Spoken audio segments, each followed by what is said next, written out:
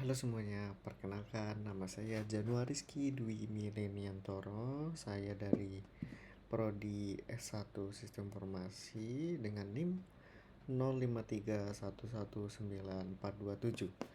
Nah, kali ini saya akan melakukan presentasi yaitu untuk menjawab tugas kuliah saya di tugas pertama mata kuliah struktur data. Oke. Pertanyaan yang pertama yaitu ini. Deklarasi variabel integer deklarasikan variabel integer bernama struktur baris data. Oke.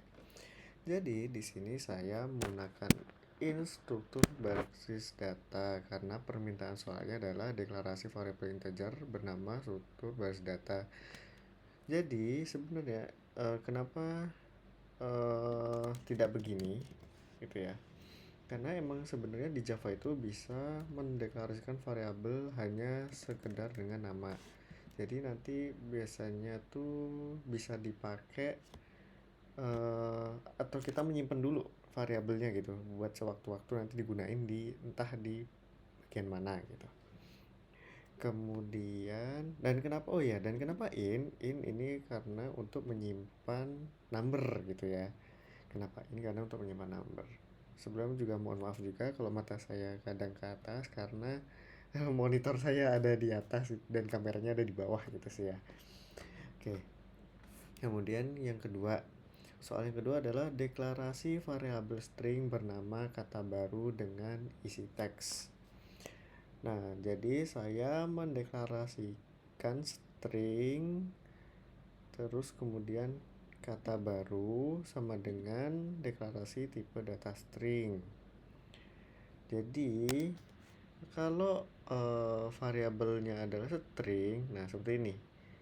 Jadi dia hanya bisa diisi oleh kalimat atau huruf gitu ya. Jadi kalau dia diisi dengan angka atau number, dia pasti error karena variabelnya adalah string. Oke. Kemudian lanjut yang nomor 3. Soal nomor 3 adalah pendeklarasian array satu dimensi 4 angka bertipe integer. Oke. Nah, untuk mendeklarasikan array satu dimensi, nah kita menggunakan namanya in dulu. Karena dia mintanya tipenya integer. Kalau tipenya string, nah nanti ada di pembahasan soal berikutnya. Kemudian kalau satu dimensi, kita menggunakan kurung sikunya 1. Itu. Dan kemudian memberi nama variabelnya apa terserah, tapi berhubung ini mintanya 4 angka, jadi ya 4 angka aja. Kemudian kita isi dengan 4 angka gitu dengan format integer atau angka, karena kalau diisi dengan string ini juga udah pasti error juga gitu.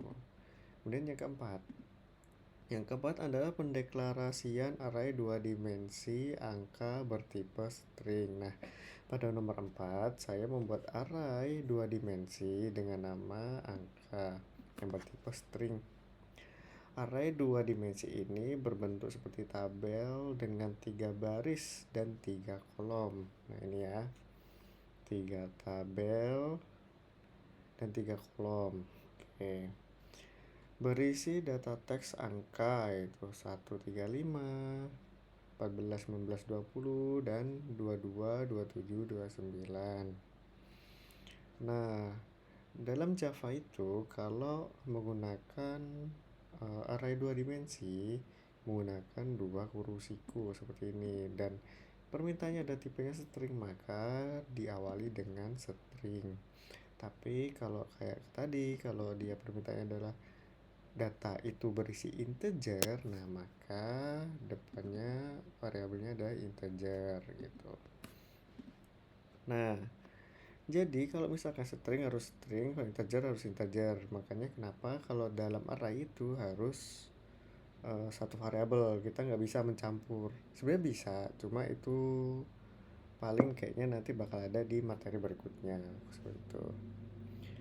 Kemudian nomor 5, deklarasi linked list angka dengan elemen 22, 19, 44, 60, 72. Nah, Pada nomor 5, saya mendeklarasikan linked list dengan nama list angka menggunakan library bawaan Java, yaitu Java AT linked list. Nah, jadi kalau kita menggunakan linked list ini, kita harus menambahkan library dari Java menggunakan import Java AT linked list. Seperti itu ya, teman-teman.